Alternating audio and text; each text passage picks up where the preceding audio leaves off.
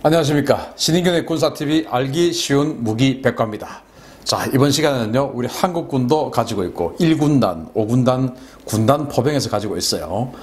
그리고 미국이 개발한 세계 최강의 다련장 로켓입니다.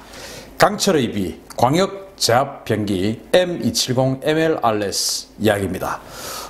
이것을 북한은 방사포라고 부르죠. 그런데 우리 서방에서는 다련장 로켓이라고 부릅니다.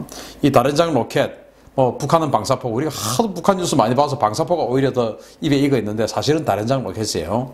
이 다련장 로켓, 전 세계에 존재하는 모든 다련장 로켓 중에서 가장 강력한 무기, 강력하면서 또 운용 효율성이 또 좋은 무기 M270 MLRS 알려드립니다. 자, 화력 만능주의, 미군이 의외로 관심 없던 무기, 다련장 로켓 분야입니다. 2차 대전 때 소련, 독일 이런 나라들이 이 다련장 로켓을 만들어서 막 상대에게 대규모로 막 화력을 투사하는 이런 작전들을 구사했었어요. 근데 미국은 의외로 이게 관심이 별로 없었어요. 왜냐? 미국은 제공권을 항상 가지고 있었기 때문에 공군이 가서 그냥 때리면 돼요. 그러니까 굳이 포에다가 많은 돈을 투자할 이유가 없는 군대였기 때문에 미국은 사실은 이 포나 이런 부분에 대한 투자가 또 발전이 더디었습니다.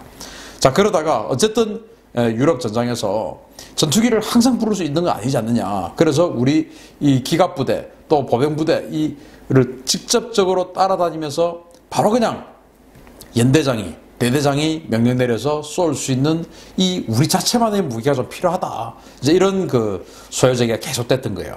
사실은 이 소요제기는 지금도 우리나라에서도 육군과 공군의 갈등 요인 중에 하나입니다. 공군은 아니 육군에 K9 자주포 그럼 바로 그렇게 많이 하냐, 우리가 가서 때려주면 되지. K9 자주포 한 개 대대가 때릴 거 우리 전투기 한 대가 가서 폭탄 한 두어 발 떨어뜨리면 끝인데 뭐하러 K9 자주포 많이 하냐, 이제 이렇게 하는데 육군 입장에서는 아니 공군이 부른다고 매일 오냐, 우리 사단 하나당 전시에 우리 사단 하나에 니들이 공군이 지정해 놓은 전투기가 달랑 몇 대밖에 안 되는데 그거 가지고 우리 사단 전체가 어떻게 다 전투를 하냐. 그러니까 안 된다. 그리고 니들 보니까 비 오면 안 뜨고 바람 많이 불면 안 뜨고 그러대. 그러니까 근데 적은 비 온다고 공격 안 해오고 바람 많이 분다고 공격 안 해오나. 그래서 우리가 직접 바로 우리 연대장이 대대장이 직접 불러서 때릴 수 있는 우리 육군의 활약이 필요한 거야. 이제 이 갈등이 사실은 아직도 있었어요. 그래서 그때도 2차 대전 때도 당연히 있었던 상황인데 어쨌든 그런 이 육군 야전부대 요구에 따라서 셔먼, 이 M4 셔먼 전차에다가 위에다가 이제 잔뜩 로켓을 달은 이 무기를 개발했어요. 이 이름이 칼리오페입니다. 이 칼리오페를 이제 만들었는데 이걸 가지고 한번 해본 겁니다. 그래서 지금 보시면 이게 사정거리 한 4km밖에 안 돼요. 써보니까 화력 투산 참 좋은데 사정거리가 4km밖에 안 되니까 요즘이야 이제 기술 개발이 많이 되어서 20km, 30km, 40km, 우리 천무 같은 경우도 80km, 북한은 그보다 더 기술이 많이 발전해서 300km 이렇게 날리지만 당시만 해도 4km밖에 안 되니까 사정거리가 너무 짧은 겁니다. 그래서 이걸 어떻게 운용할까? 그리고 보시다시피 셔먼 전차 안 그래도 키 큰데 거기다가 이걸 달아놓으니까 더 키가 크죠. 가다가 전봇대에 부딪히고 터널이 있으면 가지도 못하고 이제 이런 상황이 발생을 하는 겁니다. 그래서 이 칼리오페를 한 200대 정도 생산을 했는데 미군은 어떤 용도로 주로 사용을 했냐면은 이거 진격 용도는 안 되겠다. 그래서 이것은 방어전 용도로 쓰자. 그래서 일단 너무 키가 크니까 상대방의 타겟이 되지 않습니까? 상대방 공격부대의 타겟이 되니까 이것은 방어 용도로 쓰는데 방어할 때 어떻게 하냐? 참호를 아주 깊게 팝니다. 아주 깊게 파서 이 셔먼 전차가 쏙 들어가게끔 참호를 파고 이 파이프들만 나오게끔 이렇게 딱 해가지고 참호를 딱 파놓고 저기 오면 4km에 딱 들어오면 이걸 확 쏴버리는 것이죠. 마치 예전에 이제 공성전, 수성전 하는 그 수성전 시절에 저기 한 4km 전방에 즉 우리가 이제 활 사정거리에 적이 들어오면 그때부터 일제히 활을 쏘는 이런 것처럼 한 4km에 딱 들어오면 그때 쫙 쏴버리는 이런 용도로 주로 사용을 했습니다. 이 칼리오페가 뭐냐면은 그 큰 교회 가면은 그 파이프 오르간 있지 않습니까? 그걸 칼리오페라고 한다네요. 그래서 그 파이프 오르간처럼 생겼다 해서 칼리오페라고 불렀답니다. 어쨌든 미국은 야 공군 부르면 되지 굳이 이런 걸 우리가 써야 되냐, 공군 하면 바로 오는데. 그래서 이 이후로 미국은 다련장 로켓에 대해서 그다지 생각이 없던 나라로 계속 이제 지냅니다.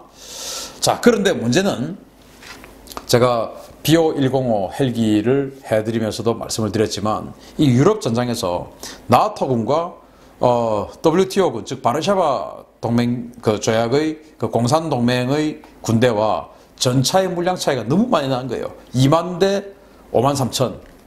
그래서 이 나토 군들은 공격 헬기를 만들었죠. 미국이 먼저 코브라를 만들었고 그것을 보고 독일이 BO-105를 만들고 프랑스도 가제를 만들고 영국도 링스를 만들고 이런 식으로 계속 이제 만들었는데 문제는 이런 것들이 실제 보병들 그리고 전차들을 직접적으로 따라다니면서 실시간 지원을 해주는 것은 안 되더라라는 문제점이 생긴 겁니다. 자, 그러면은 저 공산군들 보니까 안 그래도 전차도 저렇게 많은 것들이 다련장 로켓을 어마어마하게 가지고 다니는데 우리도 이런 게 있어야 되지 않겠느냐. 저렇게 떼거지로 몰려오는 저 전차들을 한 번에 제압할 수 있는 광역 제압 화력이 있어야 되지 않느냐. 근데 이제 공격 헬기는 가서 핀포인트 딱 한 대씩만 딱딱 찍어서 공격을 하지 않습니까? 그것을 완전히 광역으로 제압해버릴 수 있는 그런 화력이 우리가 있어야 되겠다라는 그런 이제 그 보고서가 1975년도 미국군의 항공 미사일 사령부의 보고서에서 나왔어요. 소요제기가 이제 이렇게 된 거죠. 그래서 당시 지금은 이제 이 항공 미사일 사령부가 없어졌는데 당시에 1975년도에 있었고 여기에서 이런 이제 필요가 있다. 공격 헬기로 다 되는 게 아니다. 그때 뭐 항공 이 미사일 사령부가 A-10, AH-1, 코브라 이런 걸 배치를 해봤는데 실제적으로 실시간 지원해 줄 수는 없겠더라. 해보니까 안 되더라. 그러니까 결국 독자적으로 쓸 수 있는 광역 제압 화력을 만들자라는 보고서를 했고 그래서 MLRS 소요제기가 된 겁니다. 자, MLRS를 탄생시킨 프로젝트입니다. GSRS인데 이게 뭐냐? General Support Rocket System인데 이 MLRS를 하는데 이제 미국이 야, 우리 지금 이런 거 만들 거니까 어차피 우리 저건 지금 소련군 아니냐. 그러니까 니들 같이 할래? 개발비 좀 내. 이제 이렇게 된 겁니다. 그래서 그때 당시에 독일은 자기네들이 독자적으로 다련장 로켓 시스템을 만들어 봤어요. LARS라는 시스템을 만들었는데 이게 구경이 한 110mm 밖에 안 되고 40연장짜리인데 쏴보니까 위력이 별로 없는 겁니다. 그러던 차에 미국이 227mm짜리 아주 강력한 위력의 이 라켓 시스템을 만든다고 하니까 그러면 독일은 야, 그 프로젝트 나도 좀 끼워줘 이렇게 된 거예요. 영국군의 대규모 영국군이 라인 주둔군, 즉 그 독일의 서독에 주둔을 하고 있었죠. 이제 나토군으로서. 그래서 우리 라인 주둔군 보호하려면 우리도 있어야 되니까 우리도 합류할게. 이제 이렇게 된 거고. 그 다음에 프랑스도 야, 독일이 하는데 우리라고 안 할 수 없지. 우리도 끼워줘. 이렇게 됐고. 그리고 마지막에 이탈리아가 알프스 넘어온 놈들. 이태리는 이제 그 이탈리아 반도가 이렇게 장화처럼 생겨 있고 그 건너편에 그 이오니아 해를 이렇게 마주보고 건너편에 지금은 크로아티아 이렇게 돼 있는데 과거에 이제 유고슬라비아, 알바니아 이런 공산군들이 있었지 않습니까? 바다를 건너오기는 힘들었으니까 이태리 해군이 그 유고슬라비아 해군, 알바니아 해군보다 훨씬 세지 않습니까? 그런데 결국은 그 유고슬라비아 군, 또 체코슬로바키아 군 이런 군들이 알프스를 넘어와서 이제 베네치아 뭐 이런 데를 이제 공격을 하는 게 걱정 아니겠습니까? 그래서 알프스를 방어를 해야 돼요. 그래서 알프스 넘어온 놈들 그걸로 잡아야지. 우리도 합류할게. 이제 이렇게 돼서 미국을 비롯해서 이 서독, 영국, 프랑스, 이태리 이 네 나라 합해서 5나라가 공동 개발을 하게 된 겁니다. 그렇게 해서 나온 무기가 바로 이거죠. 공동개발로 탄생한 최강의 다련장 로켓입니다. M270 MLRS. 이게 이제 1983년도에 완성이 된 겁니다. 냉전이 거의 뭐 끝단으로 달리고 있던 시절이었죠. 1980년 모스크바 올림픽, 아프간 전쟁을 빌미로 해서 서방 세계가 전부 다 보이콧해서 안 갔고, 1984년 LA 올림픽, 이것은 또 이제 공산군 국가들이 전체 단체 보이콧해서 안 갔고, 이런 완전히 이 냉전이 극단으로 치닫는, 공산하고 민주는 얼굴도 안 보는 그런 완전히 최고로 첨예하던 시기가 이 1983년도였어요. 이때 이제 완성된 겁니다. 만들고 보니까 전투 중량은 24.9톤, 그리고 주행 속도는 시속 63km, 3명의 승무원이 조종을 하고요. 이 차량은 지금 미국이 쓰고 있는 그 M2 브래들리 장갑차, 그 브래들리 장갑차의 차체를 활용을 해서 이 라켓 시스템을 만들었고요. 그리고 무장으로는 227mm 로켓탄 6발의 컨테이너를 여기다가 집어넣습니다. 이렇게. 자, 이게 우리 한국군도 가지고 있었던 구룡 다련장 로켓, 그리고 지금 뭐 대부분 우리가 지금 보고 있는 북한의 방사포다, 또 러시아의 뭐 최신형 그 다련장 로켓 있죠. 스메르치. 이런 스메르치 같은 그런 로켓들 다 있는데, 그것과 이 MLRS와의 결정적인 차이는 뭐냐? 나머지는 다 파이프예요. 파이프. 네, 파이프. 그래서 하나하나 꽂아 넣어줘야 되죠. 다 쏘고 나면은 그 파이프 하나에다가 한 발 재장전을 이렇게 시켜줘야 되는데, 이 MLRS는 6발을 하나의 뭉치로 만들었어요. 캐니스터. 그냥 6발 그냥 하나 갖다 꽂아버리면 되고, 또 빈 탄창 떼서 버리고, 또 6발 꽂아버리면 되고, 이런 식으로 탄창 형식으로 만든 겁니다. 그리고 이 6발들을 빼고 그거 대신 한 발 들어가는 이 에이테킴스 미사일을 집어넣을 수도 있어요.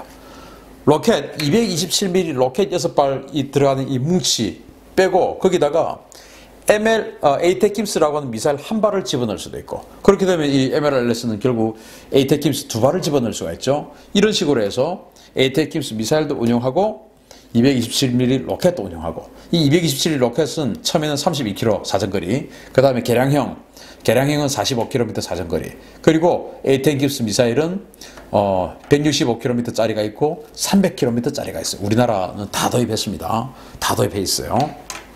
이렇게 해서 M270 MLRS가 탄생을 했고, 이것을 이제 미국, 서독, 영국 이런 나라들이 다 사서 쓰기 시작했고, 나중에 우리나라도 이것을 58대를 구입을 해서 지금 1군단과 5군단에서 쓰고 있습니다. 일본 육상자위대는 99대를 도입을 했습니다. 이제 러시아가 바다를 건너서 오는 것을 확 그냥 때려버려야 되니까 일본도 그렇게 99대를 도입을 했죠.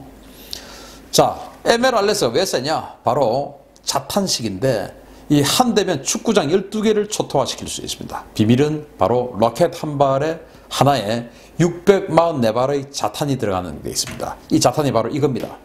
자탄이 이건데 관통력이 무려 102mm, 그러니까 10.2cm의 관통력을 가지고 있고요. 그리고 이게 이제 자탄 하나하나인데, 이게 딱 쏘면은 어떤 상공에서 탁 터집니다. 터져서 자탄이 쫙 내려와가지고 지상에 떨어져서 그때부터 이제 수류탄처럼 폭발을 하는 것이죠. 그러면서 관통 능력까지도 있고, 이제 이런 그 위력인데, 수류탄이 644발이 터진다고 생각해 보십시오. 그게 어디에 터지냐? 100m, 가로는 100m, 세로는 200m. 여기서 날아가면서 쫙 뿌리니까 100m의 폭으로 200m를 쫙 뿌려버리는 것이죠. 644발을 자탄을. 이런 식으로 불과 100m의 폭에 200m의 이 직사각형의 공간 내에다가 644발의 수류탄보다 더 강력한 이런 그 자탄을 쏟아버리니까, 수류탄, 우리 100m 축구장 하나만한 딱 그 넓이에 수류탄 644발 터진다고 생각해 보십시오. 끔찍한 일이죠. 그렇게 해서 살상을 해버립니다. 거기다가 장갑차라든지 이런 것까지 그냥 다 뚫어버릴 수 있는, 또 트럭, 차량 이런 데 숨어 있어도 다 뚫어버릴 수 있는 이런 능력을 가지고 있으니까 자탄식, 이게 이제 무서운 것이죠. 그래서 이것을 가지고 스틸 레인, 왜냐, 하늘에서 강철의 비가 내려온다. 이게 바로 그 강철비 빗방울 하나하나가 바로 이 자탄들입니다. 이것 때문에 무섭다라고 하는 것이고요. 그러니까 12발을 쏘니까 100에서 200m, 하나가 축구장 하나의 넓이라고 보면 12발을 쏘니까 그게 축구장 12개 면적을 한 번에 초토화시키고, 그 12발을 다 쏘는 데는 40초가 걸립니다. 저는 그 4발을 한꺼번에 축축 쏘는 걸 봤는데 정말 무시무시하게 날아갑니다. 자, 또 하나의 히든 카드입니다. 바로 에이테킴스죠. 지금 보시다시피 여기 있는 이 그 227mm 로켓 6발이 들어가는 여기에다가 에이테킴스를 집어넣죠. 여기다가 이제 에이테킴스를 집어넣는데, 이게 블락1 같은 경우는 165km 사정거리고 자탄이 950개, 제일 세죠. 그리고 이 에이테킴스에 들어가는 자탄은 아까 보셨던 그 227mm 로켓에 들어가는 자탄보다 더 셉니다. 그리고 이 블락1A 같은 경우는 사정거리가 300km. 그러니까 연료를 이제 더 많이 넣어야 되죠. 135km를 더 날아가야 되니까 연료를 더 많이 집어넣고 그만큼 연료를 많이 넣었으니까 당연히 자탄이 빠지겠죠. 그래서 자탄은 275개. 그래서 사실은 뭐 이 블락 1A 같은 경우는 대단히 위력적인 무기는 아니에요. 뭐 이것도 사실은 굉장히 위력적이지만 이 MLRS 로켓 하나에 600만 4발이 들어가고 블락 1 같은 경우에는 950개의 자탄이 들어가는데 여기에는 950개에서 무려 거의 700개 가량의 자탄을 빼고 275개의 자탄만 들어가고 그 대신 사정거리를 135km 느린 뭐 그런 효과는 있는데 여하튼 이게 이제 블락 1A고 이 두 개의 탄은 우리나라가 가지고 있습니다. 그리고 또 미국이 지금 가지고 있는 게 주한미군은 있는데요. 바로 베트탄이라는 겁니다. 이것은 13발의 자탄입니다. 자, 950발의 자탄이 들어가는 공간에 950발의 자탄이 아니고 13발의 자탄만 집어넣은 겁니다. 그리고 사정거리는 145km죠. 자, 그러면 당연히 이 자탄 하나의 덩치가 꽤 크지 않겠습니까? 이건 뭐냐? 바로 전차 같은 이런 것들을 공격하는 건데 터집니다. 터지면 이 13개가 낙하산 같은 게 달려서 천천히 떨어집니다. 떨어지면서 이게 센서가 달려 있어 가지고 열 추적을 합니다. 그래서 전차나 장갑차나 이런 데 보면은 특유의 어떤 열이 있지 않습니까? 엔진 배기열을 그 엔진의 열을 대해서 특유의 열이 있지 않습니까? 그 열을 찾아서 들어가서 그냥 갖다 꽂아서 내부를 관통하고 폭파시켜 버리는 겁니다. 그래서 지금 현재 주한미군 같은 경우는 이것을 북한의 장사정포 그리고 텔 즉 그 이동식 미사일 발사대 이런 것들을 때리는 용도로 지금 베트탄을 쓰고 있고요. 우리나라는 아직 쓰고 있지 않습니다. 아마 천무에서 개발을 할 것 같아요. 이렇게 해서 쓰고 있는 히든 카드가 바로 에이테킴스 미사일입니다. 이게 이제 북한의 여러 가지 방사포나 이런 것들하고의 차이인데 최근에 북한이 이 에이테킴스 미사일하고 똑같이 생긴 걸 쐈죠. 과연 어디서 그 기술을 빼가서 쐈는지 모르겠는데 제가 봤을 때는 이 에이테킴스 미사일하고 제가 지난번에 국방TV를 통해서 알려드렸는데 여기 지금 날개가 지금 핀이 지금 펴지고 있지 않습니까? 핀의 형상이 이 에이테킴스의 기술을 가지고 만든 게 우리 한국의 KT-SSM이라는 단거리 지대지 무기인데 그 KT-SSM하고 똑같이 생겼더라고요. 그래서 혹시 우리 기술을 해킹을 했거나 뭐 이렇게 해서 북한이 지난번에 선보였던 4종의 신무기, 4종의 신무기 중에서 세 번째 보여줬던 그 에이테킴스형 미사일 그게 우리나라로부터 기술을 빼간 게 아닌가 하는 그런 의심, 걱정이 듭니다. 하여튼 그런 식으로 로켓탄이면서도 이런 미사일까지도 집어넣을 수 있는 이런 발사 시스템. 그래서 다른 무기들은 다른 장 로켓들은 전부 다 MLR이라고 합니다. MLR, 멀티 로켓 런처. 그러니까 다른 장 로켓이죠. 그런데 이 MLRS만은 M270만은 MLRS라고 합니다. 시스템자가 들어가는 것이죠. 왜 시스템이냐? 바로 로켓만 쏘는 게 아니고 상황에 따라서 여러 가지 탄을 골고루 집어넣을 수 있다. 그리고 제가 지난번에 지금 미국이 그 INF를 파괴하고 신속하게 지금 사용할 수 있는 그 딥 스트라이크 미슬이라고 만들었다고 말씀드렸지 않습니까? 바로 그게 이제 하이마스, 미 해병대가 쓰는 하이마스라고 하는 데다가 집어넣고 그 하이마스는 수송기에다가 싣고 다니면서 쏠 수 있는데 여기에다가 핵탄두까지 장착을 할 수 있고 사정거리는 499km에서 700km라고 알려드렸지 않습니까? 그것도 여기에 집어넣을 수가 있습니다. 그러니까 이 MLRS 같은 경우는 그런 딥 스트라이크 미슬, 또 이 에이테킴스 미슬, 또 로켓 시스템 이런 여러 가지들을 집어넣을 수 있으니까 아주 정말 효율적이고 우수한 로켓 시스템이다. 이렇게 말씀드릴 수가 있죠. 자, 이게 걸프전에서 정말 화려한 실전 대비를 했습니다. 이라크 군들이 가장 무서워했던 무기입니다. 실제 이게 걸프전에서 야간에 발사를 하는 그 모습들인데요. 그래서 이라크 군들이 이걸 스틸 레인이라고 불렀습니다. 왜? 아니 갑자기 쏘는 데서야 쏠 때 이 소리가 어떠냐면 팡 하는 소리가 납니다. 정말 아주 큰 소리예요. 팡 하는 소리가 나면서 쫙 날아가는데 쏘는 데서야 그런 팡팡 소리가 나지만 그 한 40km 떨어진 지점에서는 그 소리가 안 나지 않습니까? 그런데 갑자기 하늘에서 막 꽝 하면서 터지고 자탄이 쭉 쏟아지면서 양 사방에서 파편이 튀고 수류탄처럼 644발이 자탄이 튀고 그게 뭐 한 서너 발이 날아오면 거의 2000발, 3000발의 수류탄 같은 게 터지고 하니까 야 이거는 정말 너무너무 무섭다 라고 하는 게 바로 이 스틸 레인 MLRS였습니다. 걸프전 때 무서워했던 무기가 바로 이 MLRS와 또 하나가 더 있는데 여담으로 에이스 장갑차예요. 공병 장갑차. 그 공병 장갑차 우리 지금 한국 공병도 많이 쓰고 있는데 생기고 보면 참 허접하게 생겼습니다. 야, 이거 갖고 21세기에 뭐 하겠냐 싶은데 걸프전 때 이라크 군들이 정말 무서워했대요. 왜냐? 사막이니까. 거기는 도시가 있으면은 도시 양쪽은 다 사막이죠. 그래서 그 양쪽 가에다가 참호를 파놓고 탁 대기를 하고 있는데 이 에이스 장갑차들이 쫙 앞에 도저 삽이 달렸죠. 그래서 그걸 막 밀고 들어옵니다. 소총을 아무리 쏴도 뚫리지가 않죠. 도저 삽이 달려있으니까 얼마나 방어력이 강하겠습니까? 막 밀고 들어옵니다. 그러면 다른 데서 RPG-7 같은 거 쏘면 되는데 그거 하려면 다른 데서 이제 공룡화기가 날아와서 RPG-7 들고 있는 그 병사를 집중 공격해버리죠. 일어서지도 못합니다.